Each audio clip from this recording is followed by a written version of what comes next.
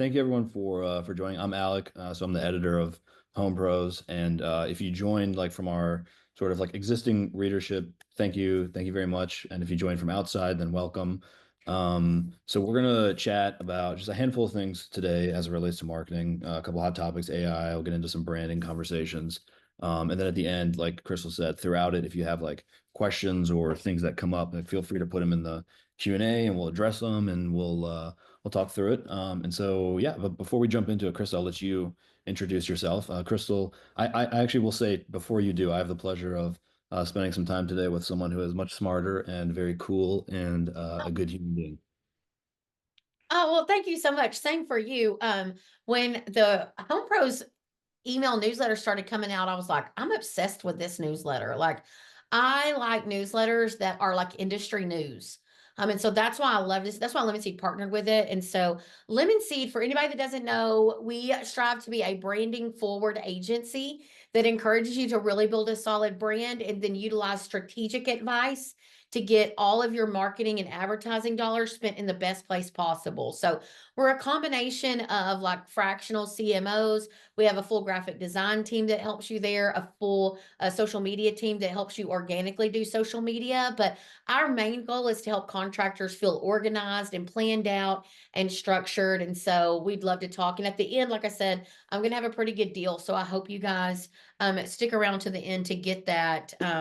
Pretty good deal that I'm going to offer. But yeah, I come from the home service industry. For those of you that do not know, my family still owns and operates a heating, air conditioning, and plumbing company here in rural East Texas. We've been in business 50 years. We have a very strong brand. I actually now do very high level consulting for them. I'm very much out of the day to day and full day to day with Lemon Seed with my partner in crime here, Emily. A lot of you know her. And she and I do the best we can to help contractors feel secure and safe and organizing and structuring their marketing. So come from it though, like grew up working with technicians and how does this work? And I actually did the work of being a community marketer and driving our brand. And so I really feel like I can bring a different perspective to contractors. Nice. That's amazing. So thank you, Crystal, for that. Yes, I think really just to get into it, like so again, we had a few big topics we wanted to talk about, and I think a good starting point would be to basically get into sort of what has become like the biggest buzzword in the entire world over the past couple of years, and especially over the last year, which is AI. And I feel like every time I open my phone, there's some sort of new thing happening. There's some company coming out, or there's some new data point, there's some breakthrough or whatever. And so I thought that that would be a good place to start. But then Yeah. within sort of like at the basics and at a more of a simple level, because obviously there's a lot going on and there's a lot to sort of sift through, and not everyone has a ton of time to, do extensive research on all of these things and ways in which they can be leveraged. And so I guess like my first question, or like first kind of thing that that I'm curious about from your perspective is like, as far as these, tools and regarding what has come out, what are some ways in which you're finding, you working with contractors, are being like these things are being tactically and actually like utilized on a day-to-day basis. And I'll pause there. I'll let you kind of roll with it. Yeah. So, this is a great question. So I want to say I have this like love-hate relationship with AI because part of me, like, I don't want my clients to lose their voice for Mhm. what they really can do. Because AI is a wonderful tool and resource. And will it replace some positions? Yes. But at the end of the day, I think that we should learn how to make the most out of AI as a utilization for efficiency and things like that. I don't think it really would be replacing a lot of things. Because let's be honest, even as good as AI gets, there are going to be identifiers where we're able to tell, like, this is AI generated. But there are a couple of places that I think many of you, even basic level, that have not really integrated full AI into your services. There's a couple of things, and not to get too elementary here, but most of us, I hope our company is a little bit further ahead, but the majority of contractors, um, Chat GPT is one of the most simple things that yet Y'all, it's amazing what it will pump out for you. Little simple things like, how do I write a simple email? So let's say you need to email your whole team, or you're trying to come up with email content for an email campaign about blasting out to your company about maybe you bought another company and you're like, how do I tell their customers that I'm now the owner? How do I tell my customers that we're now that company? Utilizing Chat GPT to help perfect that messaging is great. It's just a really easy resource to type in like your thoughts, and it will shoot it out much more even professional and cleaned up. And you can even give it a little bit more of a voice, like make this more comical, make this more professional. And so Chat GPT is one of the easiest ones that I think you can buy into, as far as just start utilizing it for little things.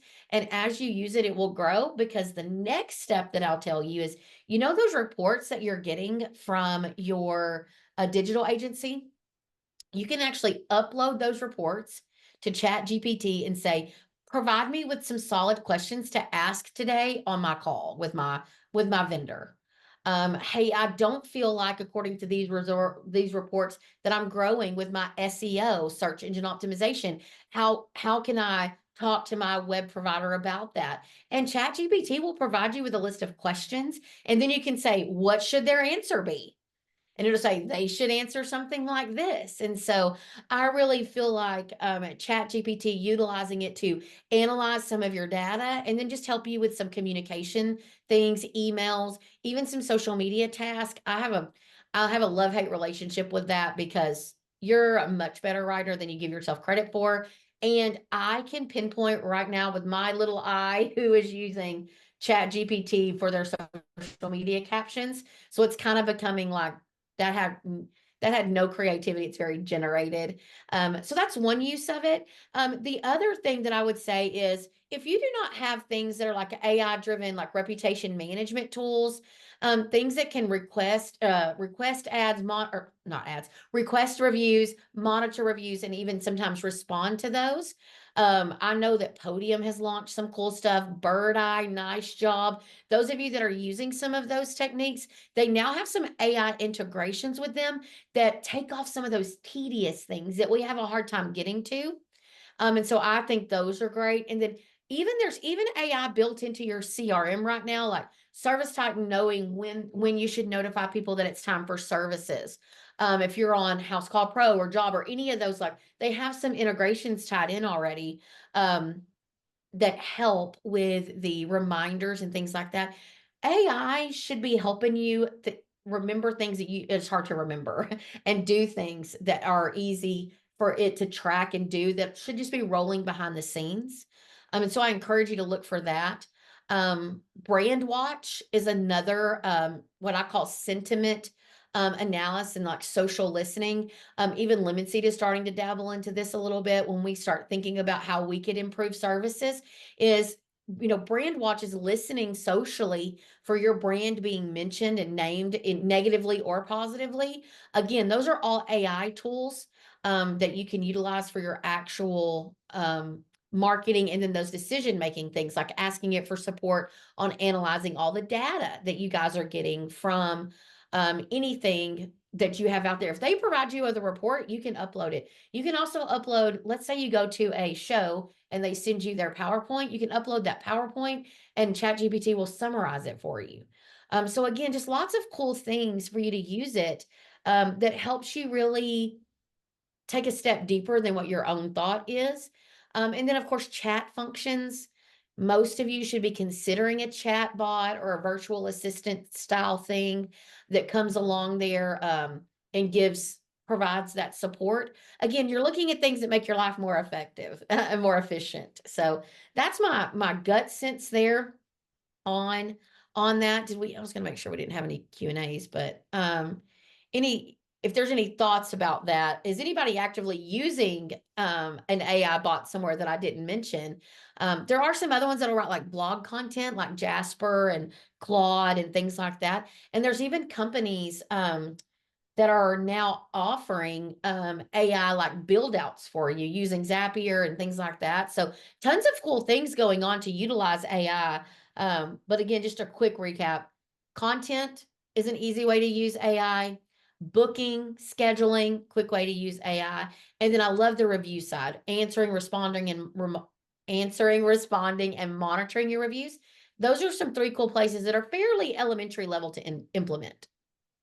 I think something that is interesting about it is like there's a lot of thing like findings that have come out of some of these companies recently about not just yes like we want to, for example, you gave an example of using some of these tools to generate social copy, blog posts, like a really kind of the low hanging fruit from a content perspective, but something that I think can really make a difference, and I've this is kind of I've recently started really diving into this, is how these things are prompted, and so how you're sort of speaking to it to generate something that it goes beyond what would be more of a typical response. And so for an example of that is, and it's again, I'm personally learning about this, every day, but where let's just say you're, coming up, there's social posts or there's certain blog posts that you want to be written, instead of just saying, here's this topic that we want to write, here are the 3 points we want to include, here's our voice, generate me a thing.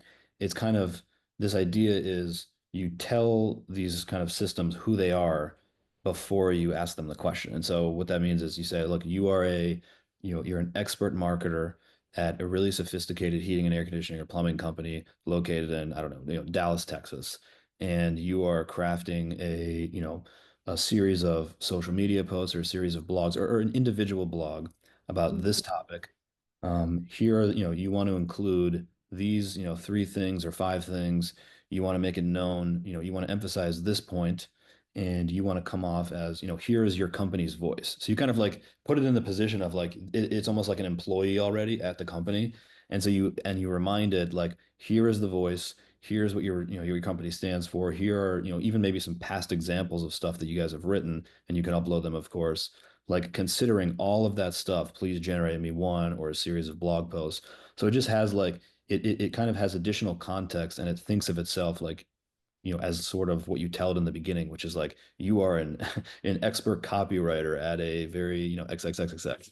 And I found that little tweaks like that, where you're adding those contexts, actually makes a difference in the responses that you get, which I think is very, very interesting because it seems so dumb and so obvious, but it really does make a difference. I Yeah. don't know if you've seen the same thing. Yeah, Uh, no, for sure, for sure. So one of my favorite things is to do is I love to do a couple things. I love to tell it what to act like. So the best example I have for this is, when you're watching Family Feud and he'll say, we ask 100 married men, and then they'll spit out like the question, right?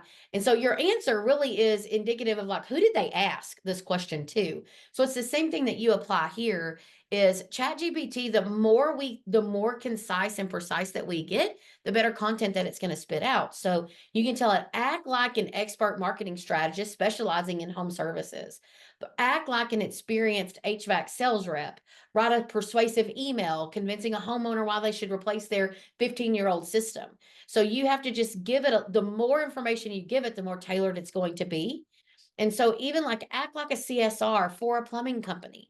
Act like a CSR for a multi-service company that has plumbing, electrical, and HVAC. Act like a social media manager for a pest control company. And then that clarity of create 5 engaging Instagram posts. That way, the more you can give it, it's going to use trends and it's going to use engagement to spit out as much as it can for you. So, like my biggest encouragement is be specific and clear. Use detailed context. So provide brand details that says, hey, like I'll say, hey, Lemon Seed loves all things yellow and we use zesty a lot.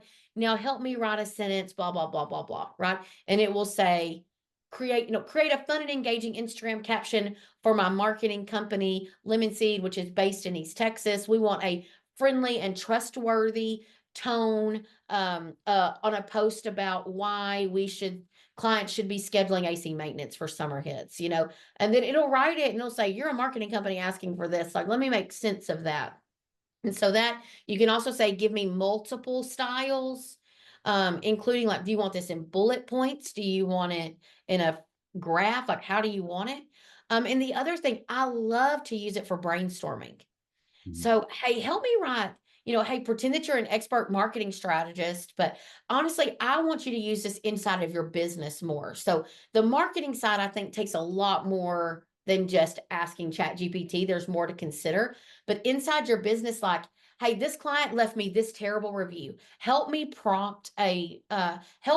with a good email response to this review that remains professional, yet a tone of encouraging them that we're going to make this correct.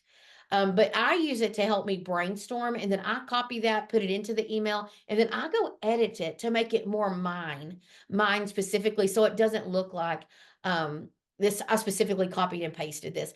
Perfection looks not intentional, right? It looks unauthentic. So it shouldn't. Don't strive to make things look perfect. Make them look authentic, and you'll go a long way there.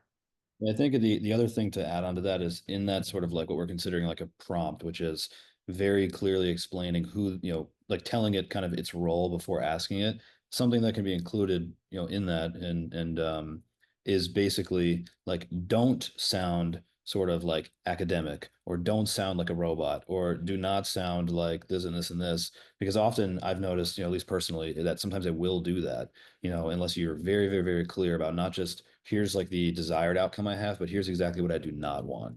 And like, please avoid doing these things. Like just so funny how like it, clarifying it really does make a difference. I think so this is kind of it's along the same lines, but it's kind of I think the flip side of it. And so a big part of the conversation around AI is, and these tools in particular, the chat GPTs of the world, et cetera, is that as more and more consumers use them and adopt it, they are obviously looking to monetize their success, sometimes via in the form of advertising.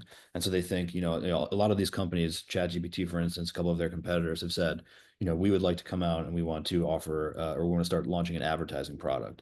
And so there's been a lot of like talk and chatter and there are some things about, oh well, as these products grow in adoption and really tons of people use them, like what will that mean from a from a search dollar like allocation standpoint? Like does that mean Google is kind of in decline? Like is it going to kill, there's I've seen some the death of Google headlines. I think it's kind of I think that's misleading, but and Oh, so that's kind of the the other side of it. And so one thing that I kind of wanted to discuss or I wanted to throw out there because I'm curious as to your opinion on it is that I think while there's a lot of truth to that, like these products are growing tremendously. I mean, they've grown exponentially over the past couple of years. Just 3 years in, they've basically taken over the conversation globally. Um, and there's truth. But with that said, I think something that's over or underestimated is the gap between these products and Google still to like today as it stands is still like miles wide. And mhm. so for instance, I looked at it before this. ChatGPT has about 4 billion monthly searches that happen on it globally. And then, there's another competitor, Perplexity, which has, they're kind of the second biggest one, 400, 500 million. So not even close. And then every other one is much smaller. So it's, you'd think, okay, that's a lot of people, right? They have 4 billion searches. A lot of consumers are going to them. Does that mean that I should follow that traffic with dollars once I can?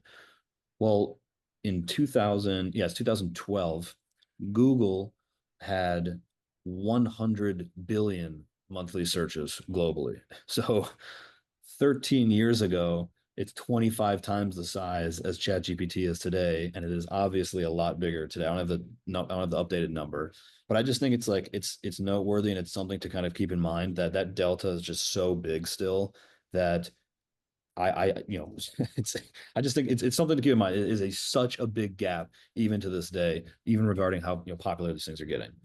Well, sometimes I can be a little like flippant about things because one thing I want to tell contractors, because I live this, my brother's one, I talk to him every single day about different things that are going on. This is what I want to tell everybody. And this is my East Texas coming out, okay? But I want to be like, just sit down for a minute and understand that I've said this numerous times lately. Marketing specifically will make you pull your hair out and love everything but it's like East Texas weather. It like those things happen in the same day.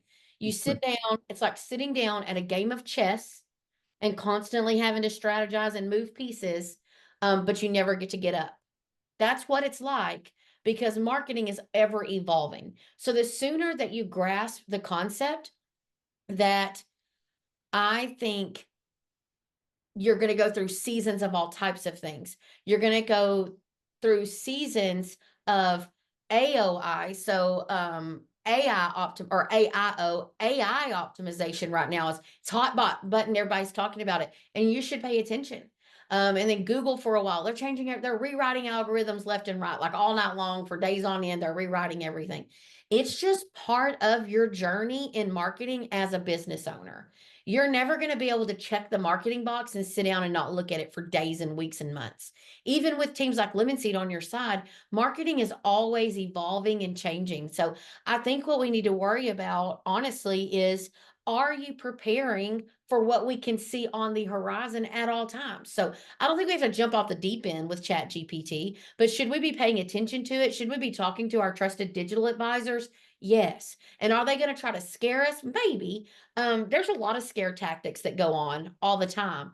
And there's a lot of guru syndrome right now. Like everybody's a guru, right? But at the end of the day, are we seeing loss in search? Yes. Should we try to figure out where it's going? Yes. Should we start playing our piece of the puzzle? So the easiest thing to do right now is ask your digital provider, what are we doing to optimize my site for AI optimization?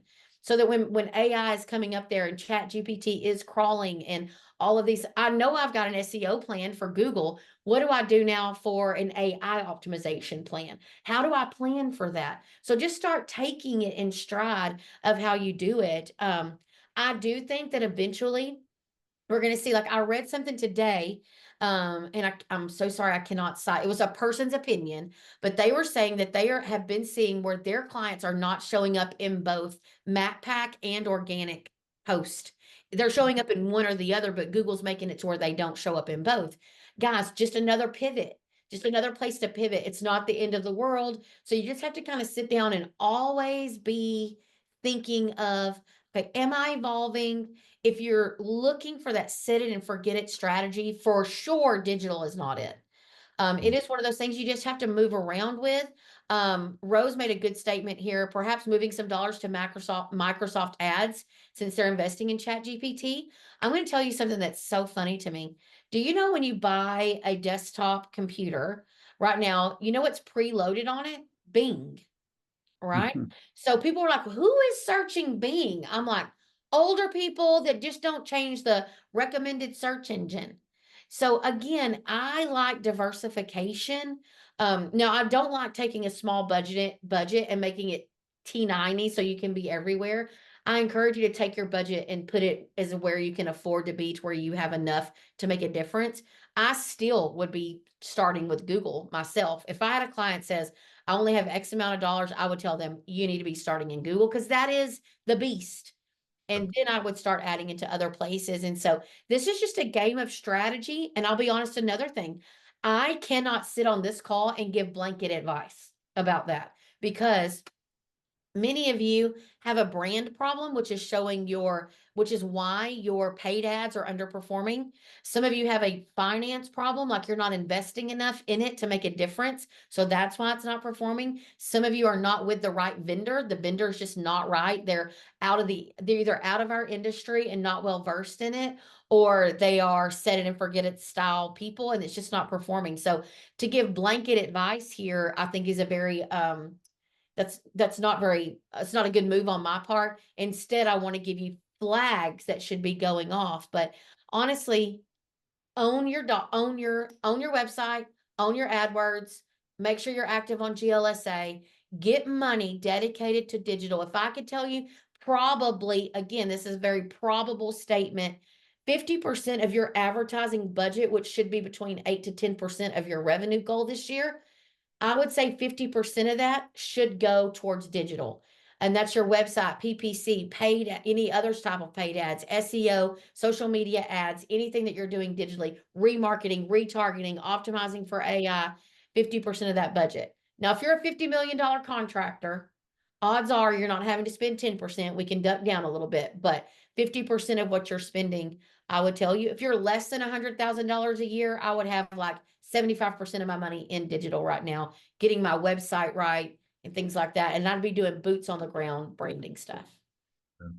There's A lot of one. information there. Yeah, no, that was great, and I appreciate it. Nathan, you made a comment, so yeah, I think, and I'm happy to email you, Nathan, if you're listening after this, because I think this is like a really interesting topic. But Nathan asked, like, basically their AI overviews and some things have, pushed results down on the Google page. So when you search something, if it's a question, it'll just display a snippet and link to a few different things up top and requiring someone to scroll down before even seeing advertisement and then organic results underneath that. Look, my initial thought is obviously it's had impact. I mean, in 2020, we covered this. In 2024, it slashed click-through rates to both organic and paid, to results.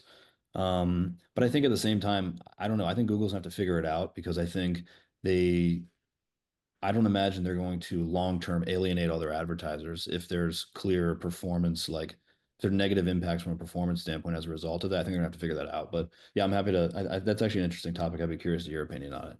Um, okay, Chris, I think you made a good point. You're talking about budget allocation. Maybe this is a good time we can switch over to branding. From going from to kind of segue from digital to branding. There was one point when we were like preparing for this and we were talking about our conversation. You had mentioned a good point about not just kind of thinking about the tactics of going through a rebrand and kind of how to build a brand, but there was this timing component that you brought up, and you were kind of mentioning that's it. Like the timing of it can be a very important factor in the whole decision. So I'll let you kind of speak to that. Yeah, so let's talk. Let me level set us here on what when I say branding.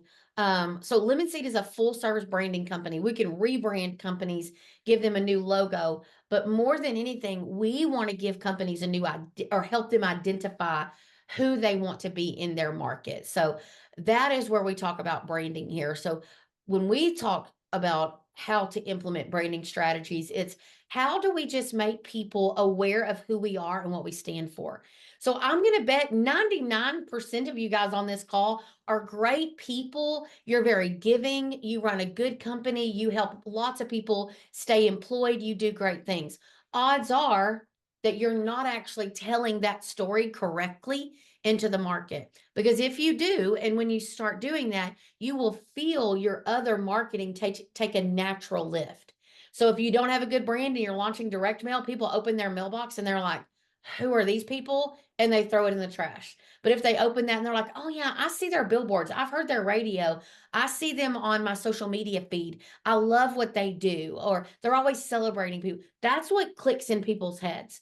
And so when I talk about branding here, I'm talking about the holistic approach to teaching people who you are. And it really can be impactful when you understand that when we talk about launching that and turning that, sometimes I tell you it's like turning a cruise ship, right? You're like, oh my gosh, I'm very overwhelmed with this concept. To refreshen your brand. So even McWilliams, so that's the company that I come from, it's my family's company. Every 3 to 5 years, we're updating our look, whether it's adding another or freshening up our colors to a brighter red or a better blue. We don't go rewrap all 200 trucks. What we do is we get on a schedule, like what is the chunk of vehicles that are new enough and it's worth a rewrap. And so normally we're going to put, now remember, scale this in your mind. Normally we might wrap 10 when we freshen things up. Or Trey will say, we're about to buy 15 new vans over the next 14 months. Let's just rewrap those with the new look. Those of you that are changing your name and all of that, that requires a little bit more of an upfront investment. But this can all be strategically lined out for you. And you shouldn't be afraid to launch a refresh of your brand because it reinvigorates your community, your team. Like, you ever feel like, man, but what will people do? Y'all, people don't care as much about what your logo's been for 50 years. They care about the main identifier. So if your name is Crystal Williams Heating, Air Conditioning, and Plumbing, and I go change it to Crystals Heating, Cooling, Plumbing, people aren't going to go, well, who's that? That's not what happens.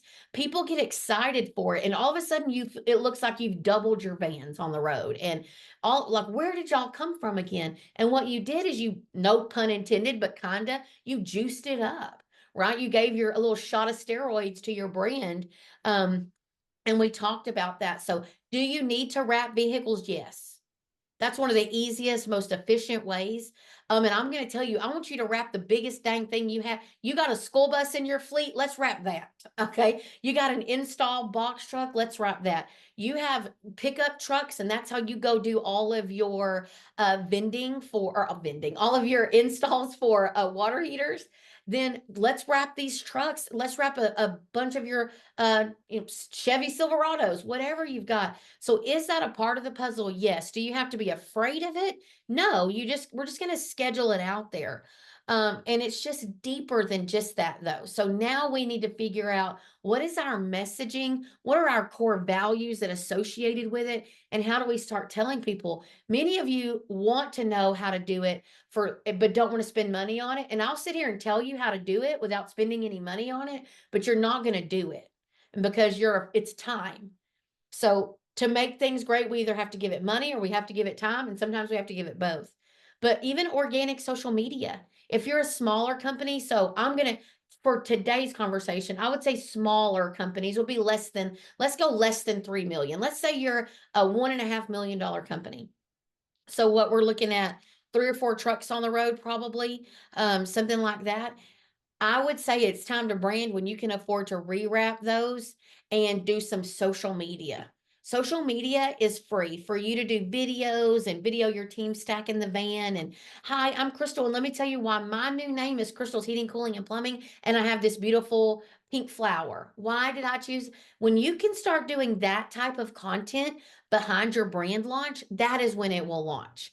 When you're able to really talk about why you added a character or why you're this fun color. And I think there's a trend right now for everybody to look the same. And so Lemon Seed is set out on this goal, like, we can help you look totally different. We can help you look this way, and then we're going to help you reiterate that into the market, because you need to be talking about who you are and what your brand is. So you mentioned, so thank you for that, Chris. So you mentioned that in McWilliams' case, it's every 4 to 5 years that you guys are doing some sort of refreshing. Is there a reason for 4 years, 5 years versus shorter versus longer? Like, is there any logic behind that? Well, so normally in year 3, so that's how fast McWilliams is normally moving with things. Just in it, because by the time we rewrap, it takes us a couple of years to get whatever new stuff we're added. Okay, now we've got another level. Either we've added another service, taken a service away, or we want to refocus on some different things. So we start evaluating and just saying, okay, for instance, we actually dropped the and son. So as McWilliams has grown to further and further away from our home office, the and son portion stopped mattering to people. Here locally, people understood, oh, this was a grandpa or this was a dad and his son, and then that dad and his son. That's so great. Well, now we've grown, and where we implemented Sailor Mac, which is our a sailor mascot modeled after my grandfather, who his name on the warship when he worked on them in the early 70s and late 60s was Mac. So we have Sailor Mac. So we were able to drop the sun. So now we've rewrapped things to say McWilliams with Sailor Mac on it instead of a big picture of my brother and dad and grandpa. So we've just evolved. So some years it's very minor. We just update our vehicle wrap design. But some years it's pretty dramatic, and we just like to be planned around it and understand what we're looking at intentionally. But I would encourage you, if you've had the same logo for more than 5 years, and some of you are like, I've had the same logo for 40 years, it's okay. But think about what you could do if you just revamped that and kind of kicked it back into your market. It would drive a lot of interest and a lot of organic buzz around your brand. So that, yeah, I think that makes sense. So it's these iterative things more frequently, depending on whatever it is that is needed. And then there are these more bigger things that are kind of on what often come out to be a 4 to 5 year cadence, give or take. Yeah, and then, utilizing your own community. Here's another thing that I tell people to do, and I'm telling you, people will not do it, and they're like, "I don't understand why I get no new customers." odds are, if you're like, man, my lead count is low, when I get in and start auditing what you're doing for marketing, it is all bottom of the funnel things that you're doing. You're only talking to people that are ready to buy right this minute, and you're not doing any pre-work. So it's like asking a girl to get married on the first date without ever dating her and showing her how you're going to treat her.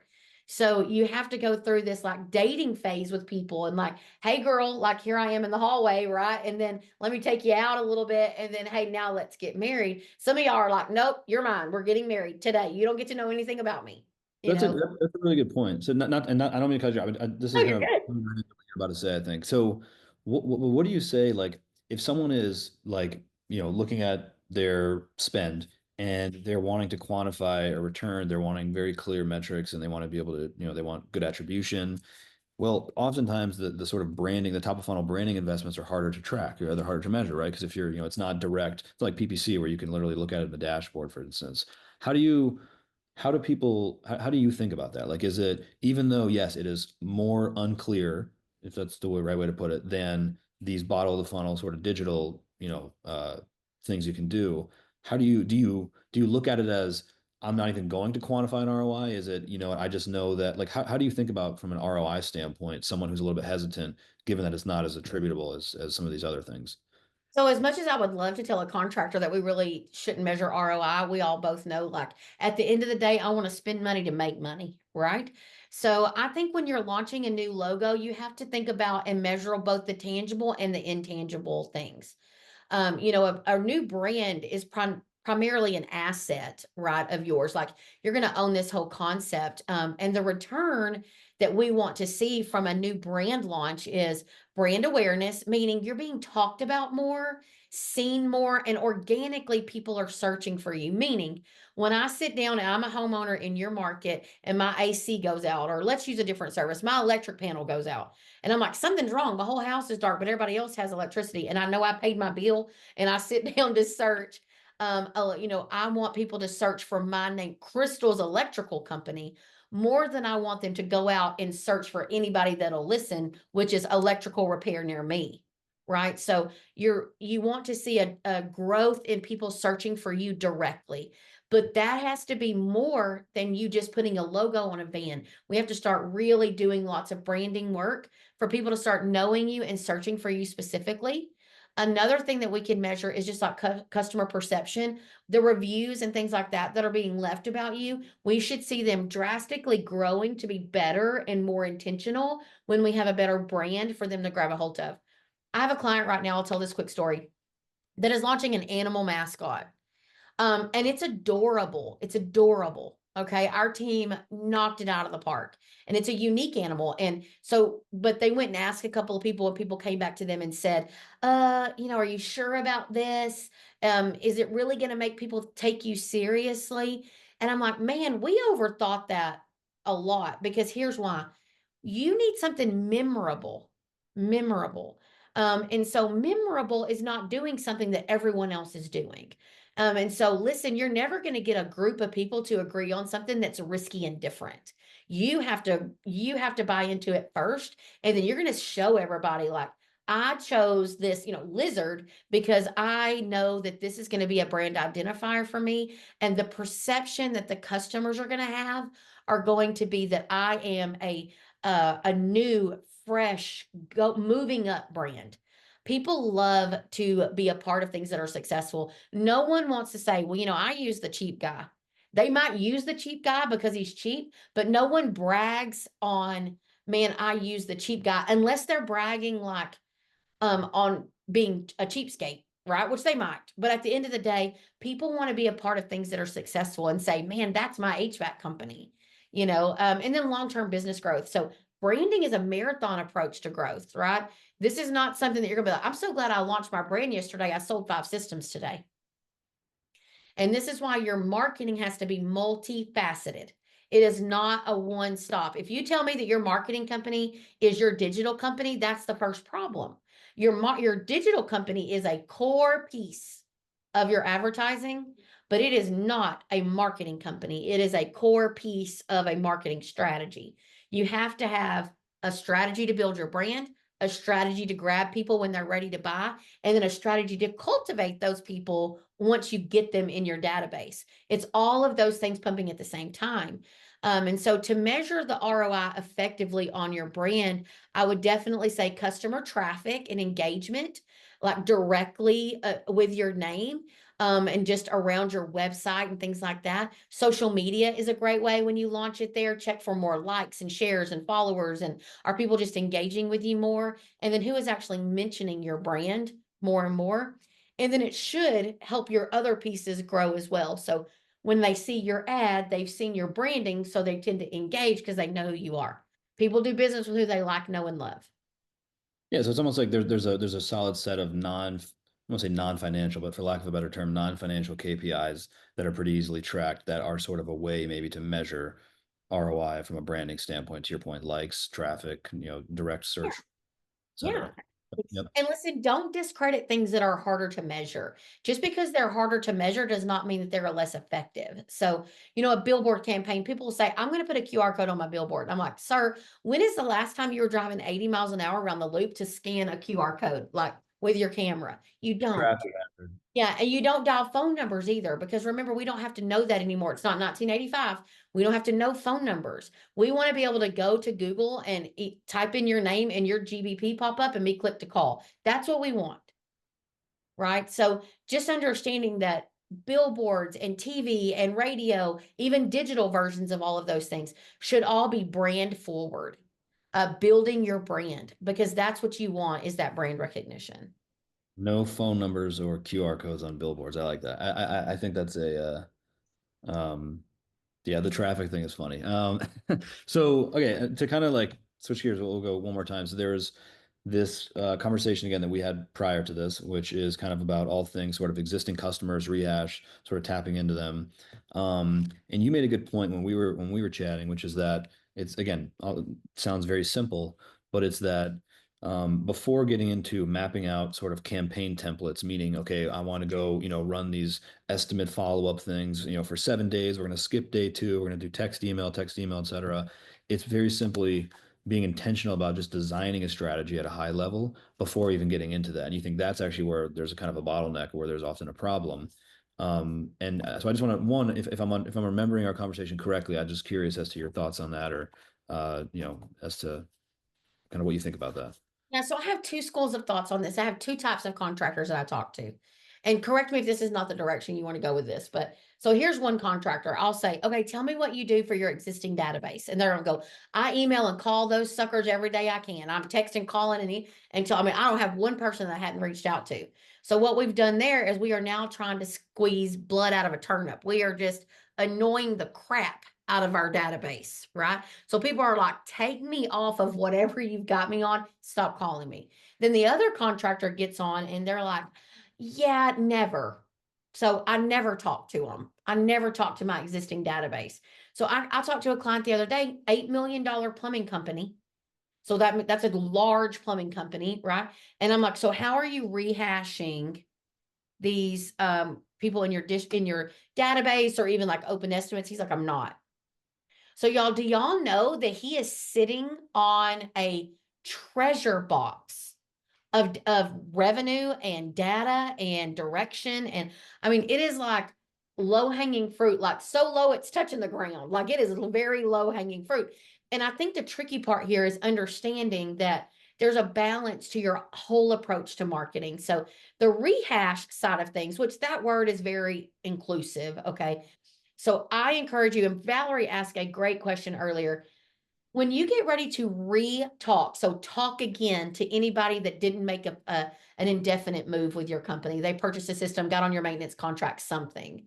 Um, what you're doing is trying to create a message that resonates with them. And so using rehash programs, like I personally love to see what Chirp does. I love Justin and his team and Ryan over at Chirp. They do great work for helping contractors get it set up. Now, listen, it is not the press of a button. You do have a part to play in the situation. You do have to engage and set it up and do the things. But the overall premise and the structure of their program is to have continuous and meaningful flow to outreach, so that people will be forced to go left or right with you.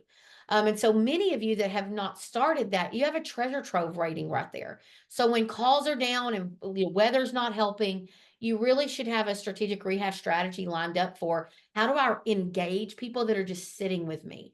Mhm. Some of those niche audiences could be people that had service work from you but did not join your maintenance program, so they haven't had a tune-up. People that bought a large repair, so they probably are needing to probably do something extra, or they band-aided something. Like, how can you pitch to them your replacement offers right now? Like offering financing on large repairs. And so there's tons of these little audiences that are out there that the more you put, the better your data is coming into your CRM, the more you can pull that out into little niche audiences. I think niching is going to be cool for 2025. Because when I get an email from you and it is directed towards me, meaning, hey, Crystal, we were out at your house last summer and added some refrigerant. This year, let's get ahead of it. And the first pound of refrigerant is on us if you let us come out now and do a tune up and go ahead and add that first pound of refrigerant. Number one, it's getting you back in a home that's already trusted you. Number two, you've already kind of set in their head like, oh, yeah, I'm probably going to have a problem. And then number three, you are now becoming their trusted source of information for making that large ticket repair or that replacement when it's necessary, when it's true and necessary. So we're not here to trick people. It's not bait and switch. But do you not want to be in front of people that are having trouble with their air conditioner, especially when they told you last year they were having problems? So this is a game of cat and mouse. Like, we're always chasing, where are they? And so customizing those messages to go out in your rehash strategy is really a cool concept to make there.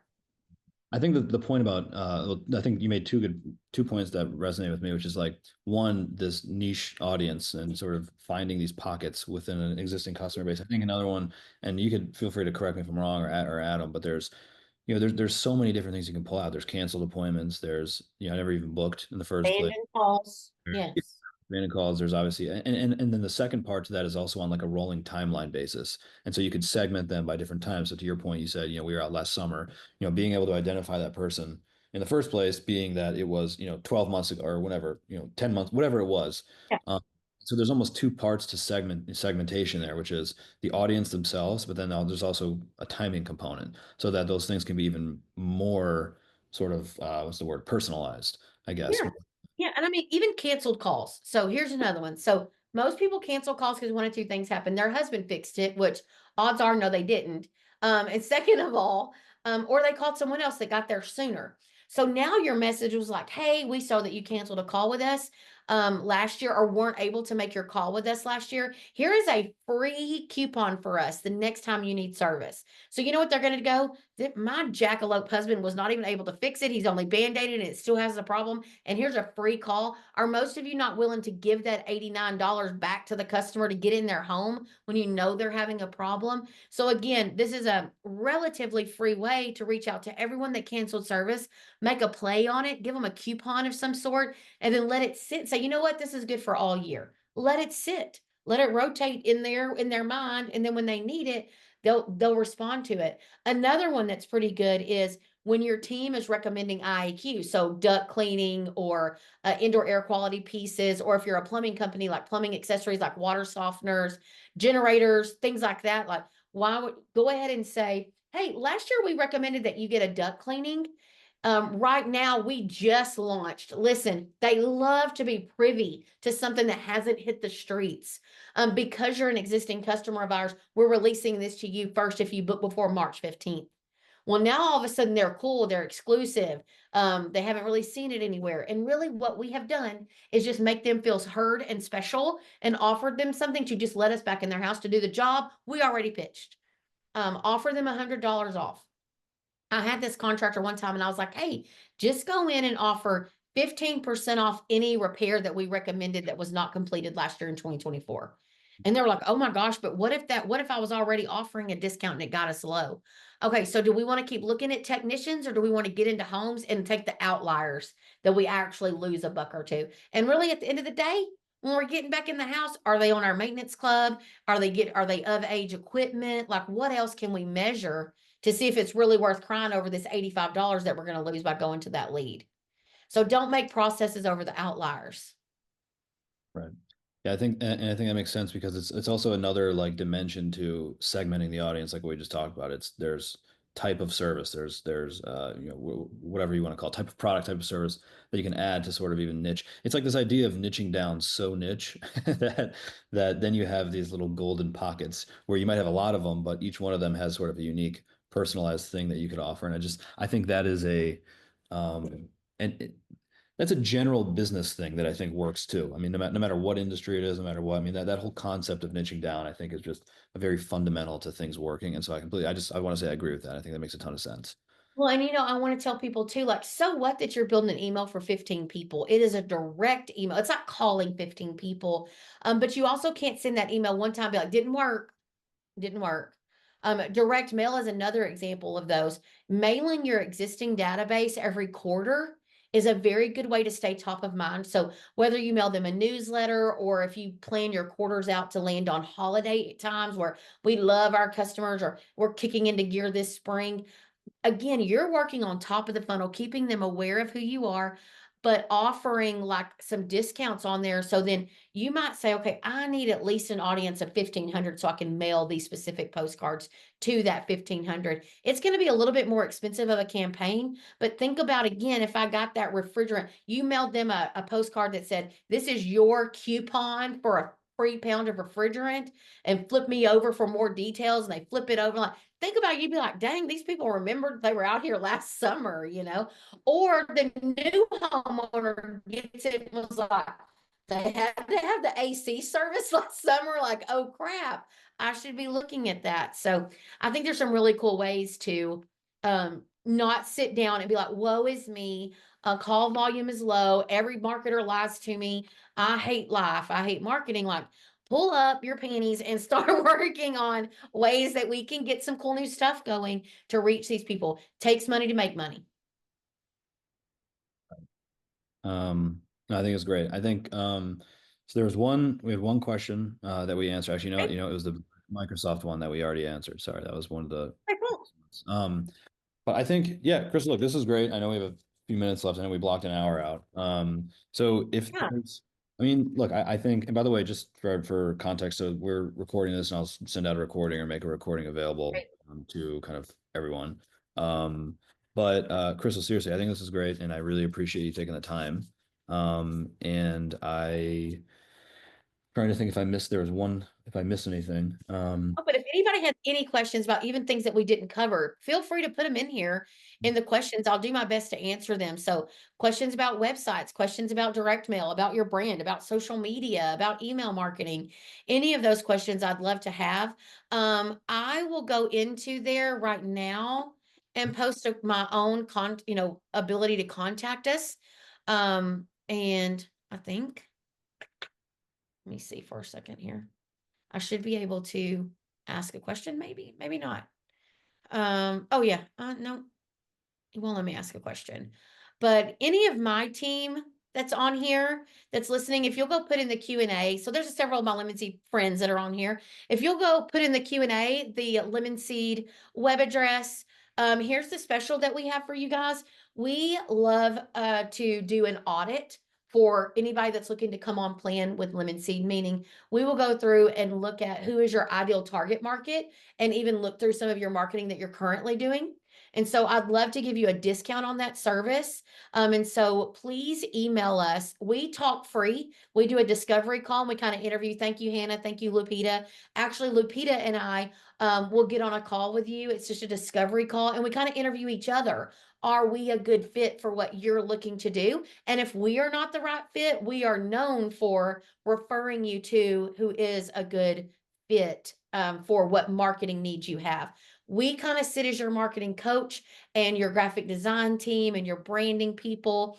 And so I would love to just visit with you guys to see if we're a good fit. If you are a like vendor partner on here or a manufacturer or distributor that's on here and you're interested in same thing, you can reach out to us there and just say, hey, I want to talk about helping my clients or speaking to people. Lupita can certainly, she'll be the one that gets all of those and working through all of whatever we have. And then there's our emails there if you want to email us directly. But Alec, thank you for the opportunity. I don't see any other questions on here. But listen, we love to talk marketing. From the Yellow Chair is my podcast. Emily and I put out a podcast every Tuesday, and I would love to have listeners and reviews and people that like to listen to it. I like to talk, if you can't tell. So it's always fun to get on there and talk. But I would love to show you what discount we have for anybody that mentions this webinar. Awesome. Crystal, this is great. Thank you very much. Seriously. You rock.